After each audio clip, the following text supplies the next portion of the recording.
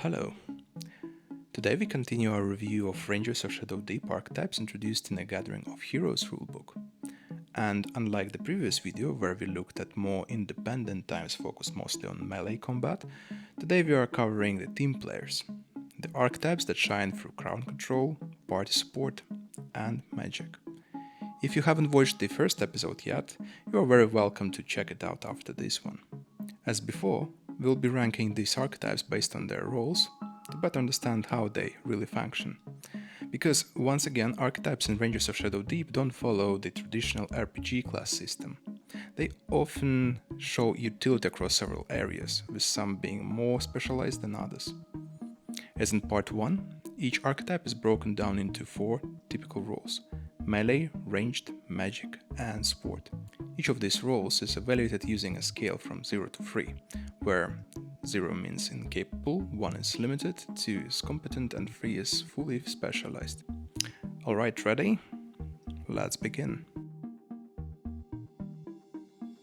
The Servant of Seth is the closest thing Rangers of Shadow Deep has to Battle Cleric.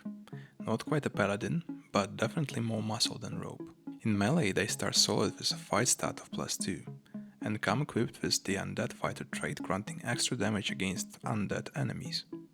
That's strong, but also very niche. They also get innate heroic action, a trait that gives them a free use ability, like Hold Undead. But when it comes to pure martial options, the archetype falls short. No access to bladed or piercing weapons means you are swinging only staffs and maces. And while there is no armor restriction, the list of melee heroic abilities is pretty shallow. Still, the archetype is more than capable in melee, so that's a strong 2.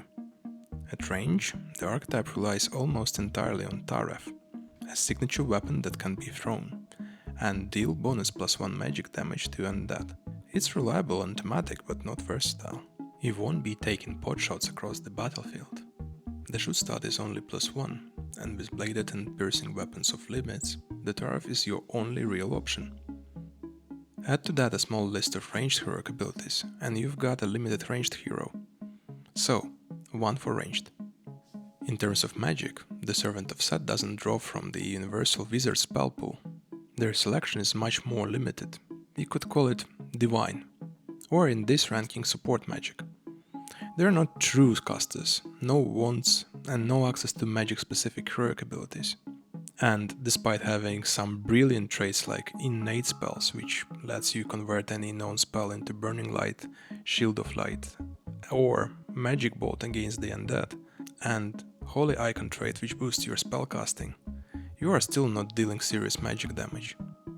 So, as hard as it for me to say, magic is a 1, though it could be edged toward 2 if you find the ways to remove spell limitations.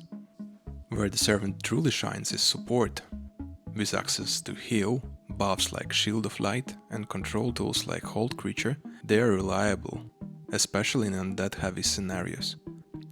Also, End of Light trait grants bonus experience when a companion dies. Really grim, but practical. You also gain access to Initiate Companion, a kind of apprentice cleric who can provide extra healing. And despite the skill balance being flat 0, the overall profile is strong, so 3 for support. So, what do we have here? A blunt instrument cleric, not in personality but in literal weapon choice. If your campaign involves undead, the Servant of Seth becomes immensely useful. But even outside that, they offer sustainable support and a solid melee presence. Now, let's bring in some more magic. The Chthonian mage, a really strange one, a bit of a druid, and a bit of a scholar. This archetype isn't here to lead the charge, but to empower the team from the backline. In melee, you are not getting a hero, more like a survivor. The fight stat is a respectable +2, however there are limitations, a penalty for using two-handed weapons, and inability to wear heavy armor. Sure, you can carry a hand weapon or staff and maybe parry a blow or 2, but don't expect much more. The Plant Warden trait boosts your fight and armor, but only against plant enemies. A thematic touch, yes, but let's be honest, very niche. The Chthonian mage may be the only mage with some weapon experience, but that's still very limited, so only 1 point for melee. For ranged combat, well, technically possible. The mage comes with dark vision, so they aren't penalized in low light environments. And while bows and crossbows are forbidden, throwing knives are allowed. That's about it. There are no ranged focus heroic abilities, so the archetype doesn't lean into this role at all, therefore maybe 1 point goes to ranged as well. Magic, however, is where things begin to glow. They have access to all spells from the standard edition rulebook, plus a few additional supporting spells specific to their archetype. However, some of more offensive spells can only be taken once. They also come with the super useful innate spell trait, allowing you to swap known spells for a list of supporting ones. And while Chthonian mages can't use wands or spellbooks, due to their bond to the more naturalistic forms of magic, they make up for it with access to multiple magic-related heroic abilities like Enhanced Power, Quick Cast, Split Cast, Eldritch Recall, the usual suspects for a serious caster. Altogether, this brings the Chthonian mage to one of the top 2 spellcasting archetypes in the game, earning a solid 3 points in magic. Their strongest contribution though is support.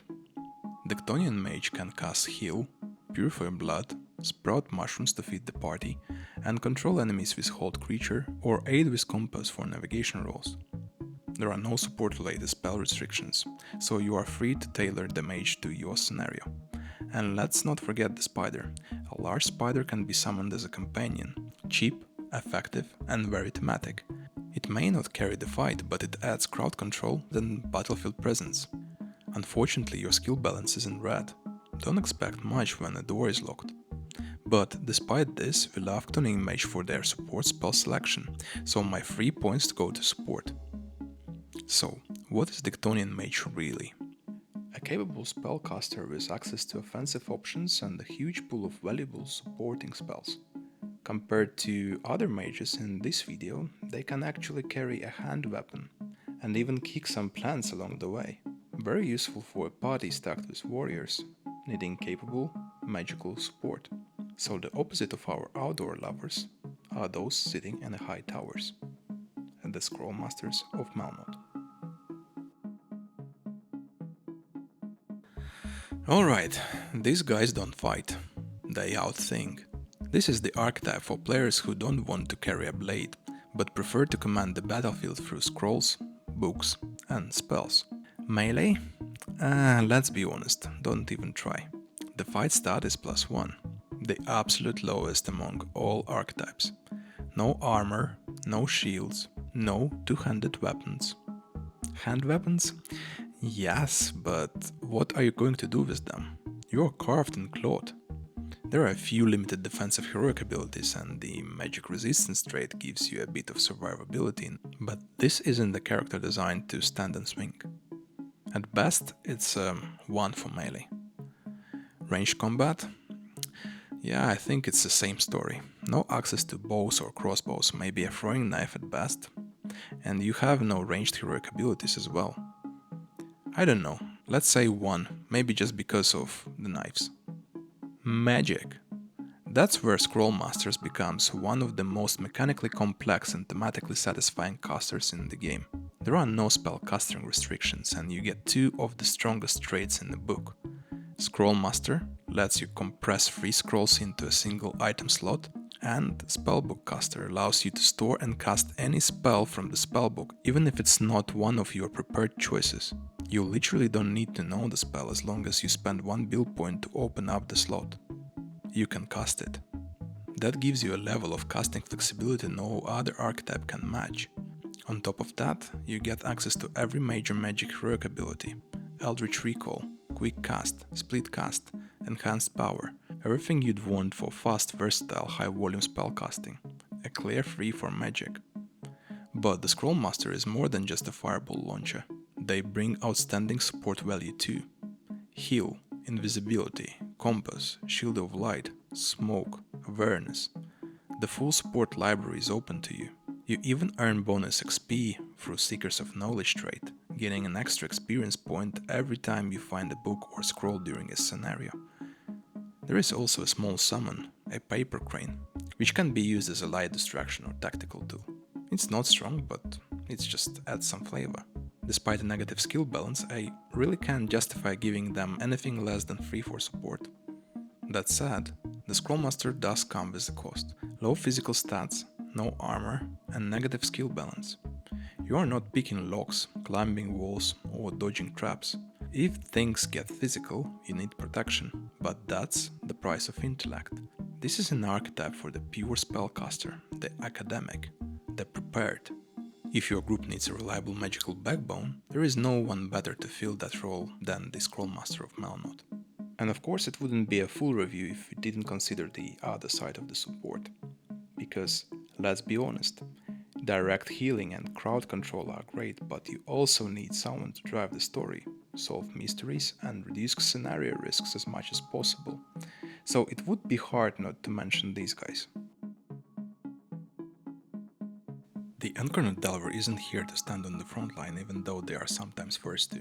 This is a support-focused specialist, designed to solve problems, carry gear, and fill in the gaps your party didn't even know it had. In melee, it's capable, but unremarkable.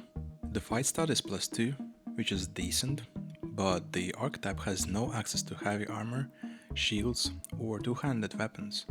There are some useful traits like Endure Hardship, which lets you reduce scenario penalty like Hunger, and Determine Weakness. It allows you to grant +1 fight against a chosen monster type to your whole party for the duration of scenario, if you pass a lore roll. The few melee heroic abilities lay in defensive, but despite the limitations it gives 2 points in melee in my opinion. At range, a Delver feels functional at first glance. Shoot is +1, and there are no restrictions on ranged weapons, so bows and crossbows are fair game. But no traits to support shooting and only a handful of ranged heroic abilities. Still, in practical terms, shooting might be your safest way to contribute if you want to stay back. But I don't know, something's just missing, it doesn't quite click. That's why it's only 1 point to ranged. Magic is available, but just barely. You can pick up few utility spells like Heal, Translate or Awareness, but there is no attack magic and no casting traits or magical related heroic abilities. You are not a mage, you just happen to know a few tricks. So we put a flat 0 to magic. Now, support is where the Delver truly shines. You get bonuses to acrobatics, ancient law, armory, climb, navigation, perception, pick locks, read runes, stealth, survival, track and traps. That's a massive advantage in a campaign where exploration, navigation and scenario resolution matter. In some cases it might drastically change how your group plays the game. On top of that you've got support spells and heroic abilities that add crowd control and party recovery. And then there is a Pack Rat, a trait that gives you 7 inventory slots. That's more than any other archetype, and it really matters in campaigns where equipment juggling becomes a thing. The Encarnoth Delver is quiet MVP, a dungeon-ready ranger who doesn't need a spotlight to make your team stronger. If you want to be the one holding the rope, reading the map, and patching up the fighter afterward, this is your archetype. And the last one for today is probably one of my favorites, your imperfect pile of clay to form into whatever you like. The Shadow Deep Survivor, or Deserter, is a jack of all trades, with the scars and paranoia to prove it. This archetype represents a ranger who's already been into the deep and came back changed. In melee, they are deceptively effective. The fight stat is +2, and while the archetype carries emotional baggage like phobias and weakened will, it also comes with no weapon restrictions and access to every combat ability, including the rare sneak attack. Favored enemy and disguise as the enemy traits give you an edge. But still, I would put only 2 for melee due to vulnerabilities you can carry. At range, they are equally flexible. Shoot starts at +1, which is forkable, and they can use any ranged weapon, bows, crossbows, knives without restrictions. There are no special traits tied to ranged attacks, but you get access to ranged heroic abilities like Deadly Shot and Steady Aim. You are not a specialist, but you can perform. Solid 2 for ranged. When it comes to magic, this archetype is surprisingly well equipped. There are no limitations on spells or spellcasting gear. You can carry your magical equipment freely, While there are no special traits to enhance spellcasting, you still get full access to magic heroic abilities. Quick Cast, Split Cast, Eldritch Recall, they are all available. So that's 2 points to magic as well.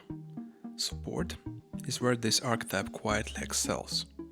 Because you have access to all spells and all support abilities, you can play healer, buffer, or controller as needed. You've got scenario-focused features too. Shadow Deep Veteran grants bonuses to multiple skills during Shadow Deep missions, and improved visibility in darkness. That alone makes this archetype highly thematic in the core campaign. In my humble opinion, that's a clear free for support. But there is always that weight. The Shadow Deep Survivor carries the Stranger's mark. Someone half trusted, half feared. They've seen things, they've suffered things. This archetype doesn't specialize, it just adapts. It doesn't shine in one role, it fills the one that's missing. If your table needs a flexible all-rounder who can fight, shoot, cast and support, while carrying a narrative weight of someone doomed to be misunderstood, then the Survivor is your answer, even if the rest of the party won't meet his eyes. So, these are the team players, the tacticians, the healers, and the problem solvers. The ones who might not lead the charge, but absolutely define the outcome. If you missed the first part of the series, where we covered the more independent, mostly melee and ranged combat-focused archetypes, I highly recommend checking that one next. Together both episodes give you a complete view of what a gathering of heroes has to offer. That's all for now.